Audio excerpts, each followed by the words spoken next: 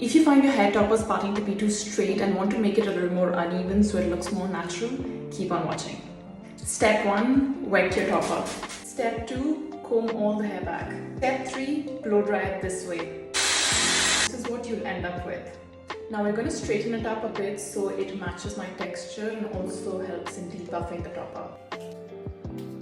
Now we're going to section off the front bit and straighten it in this direction.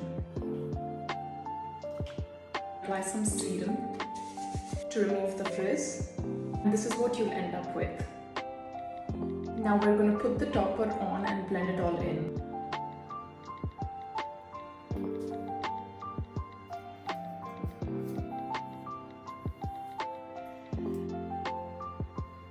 As you can see, it has now blended in really well and the parting doesn't look as straight anymore.